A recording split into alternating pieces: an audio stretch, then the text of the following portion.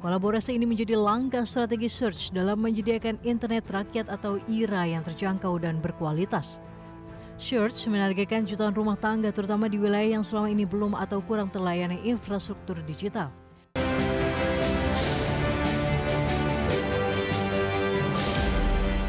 Dari emiten teknologi pemirsa, di mana PT Solusi Sinergi Digital Tbk atau SURS menjalin kerjasama strategis dengan penyedia solusi IT Global Fiber Home. Kolaborasi ini ditargetkan mempercepat komersialisasi layanan 5G Fixed Wireless Access berbasis spektrum 1,4 GHz di Indonesia. PT Solusi Sinergi Digital Tbk atau emiten berkode saham WIFI resmi menggandeng Fiber Home untuk mengembangkan layanan 4G FWA Search di Indonesia. Layanan ini menggunakan spektrum 1,4 GHz dan menjadi peluncuran komersial pertama di dunia untuk teknologi tersebut. Kolaborasi ini menjadi langkah strategi Search dalam menyediakan internet rakyat atau IRA yang terjangkau dan berkualitas.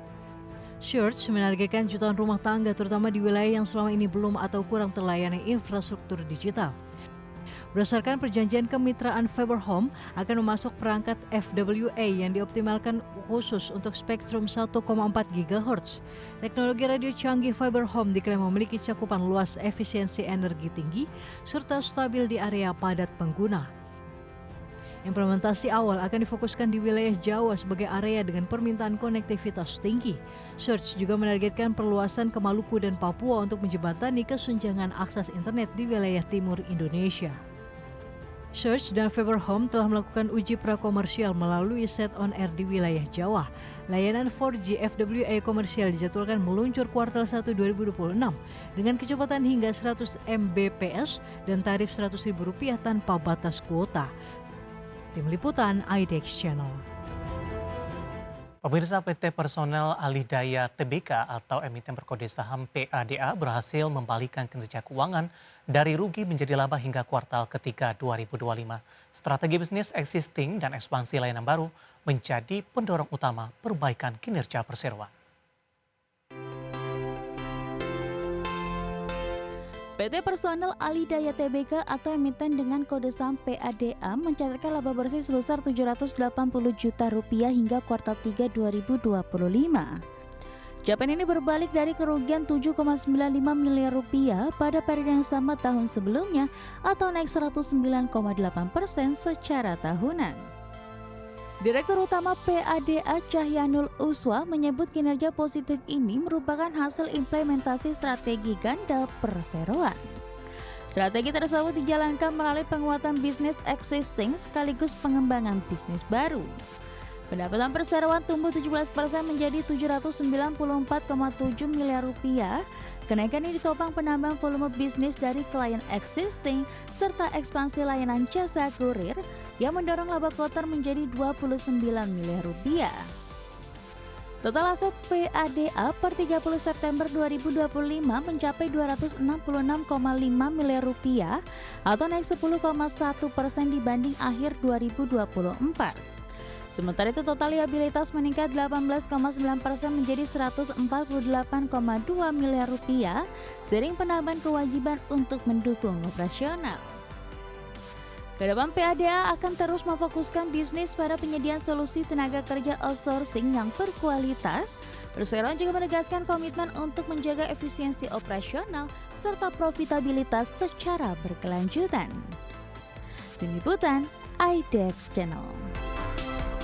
Pemirsa, jelang puncak libur Natal dan Tahun Baru 2026, Menko Bidang Infrastruktur dan Pembangunan Kewilayahan Agus Harimurti Yudhoyono meninjau kesiapan Stasiun Gambir. AHY menegaskan seluruh infrastruktur kereta api dalam kondisi siap beroperasi.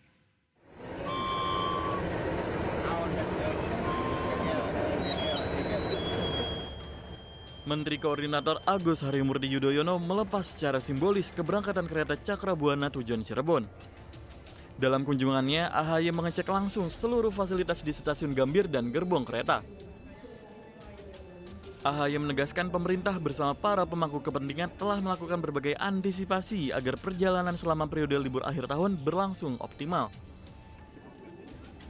AHY juga menyebut tak hanya fokus pada kesiapan layanan, namun aspek keselamatan turut menjadi perhatian utama. bahwa pelayanan kereta di Indonesia dimanapun itu benar-benar mengedepankan faktor keselamatan, itu nomor satu. Yang kedua tentunya ketepatan waktu atau on time performance, dan yang ketiga adalah kenyamanan. Ini yang menjadi kekuatan KAI selama ini. Oleh karena itu, termasuk di masa Nataru, kami ingin terus mendorong sekaligus berkolaborasi dengan KAI untuk bisa meningkatkan pelayanannya.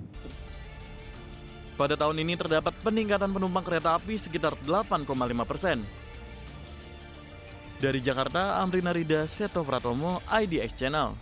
Sementara itu, Badan Nasional Penanggulangan Bencana mencatat hingga Selasa 23 Desember 2025, total 1.112 orang meninggal dunia akibat bencana banjir dan longsor di wilayah Aceh, Sumatera Utara, dan Sumatera Barat. Juga mencatatkan 176 orang masih dinyatakan hilang. Jumlah korban meninggal dunia akibat bencana banjir dan longsor di wilayah Aceh, Sumatera Utara, dan Sumatera Barat terus bertambah. Badan Nasional Penanggulangan Bencana mencatat hingga Selasa 23 Desember 2025 total 1.112 orang meninggal dunia. Kepala Pusat Data Informasi dan Komunikasi Kebencanaan BNPB Abdul Muhari mengatakan jumlah tersebut meningkat 6 jiwa dari sebelumnya. BNPB juga mencatat 176 orang masih dinyatakan hilang. Mereka hingga kini masih dalam pencarian tim SAR gabungan. Sedangkan jumlah warga yang mengungsi akibat banjir bandang dan tanah longsor sekitar 498.447 jiwa.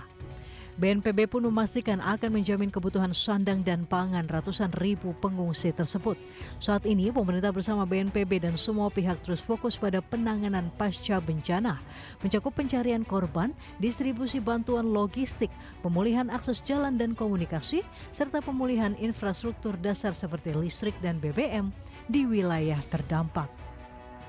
Kita dukung kebutuhan makanan dan non-permakanannya, sehingga benar-benar saudara-saudara kita yang saat ini masih berada pada titik-titik pengungsian maupun yang sudah kembali ke rumah atau sementara tinggal di rumah kerabat saudara, ini masih terus kita dukung kebutuhan makanan dan sandangnya.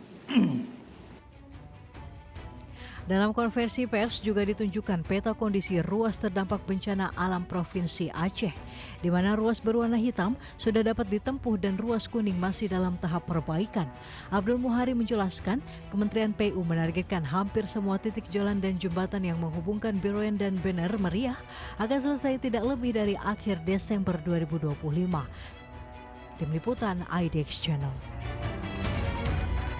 PT Lotte Chemical Titan Tbk mengumumkan pengunduran diri Direktur Utama Choi Kyung Yoon setelah menjabat kurang dari 1 tahun. Perseroan akan menindaklanjuti keputusan tersebut melalui rapat umum pemegang saham luar biasa sesuai dengan ketentuan. PT Lotte Chemical Titan Tbk atau emiten berkode saham FPNI resmi mengumumkan pengunduran diri Choi Kyung Yoon dari jabatannya sebagai Direktur Utama.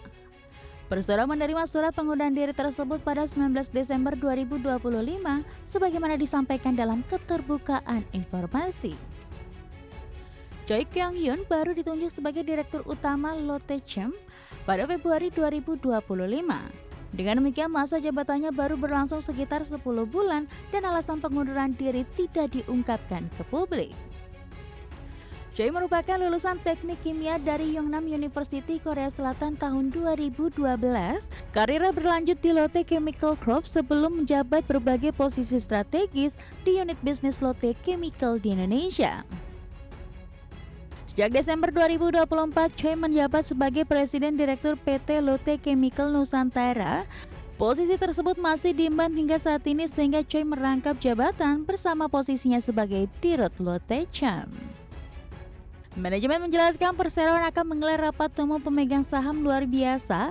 RUPSLB akan dilaksanakan paling lambat 90 hari sejak surat pengunduran diri diterima untuk memutuskan status pengunduran diri tersebut.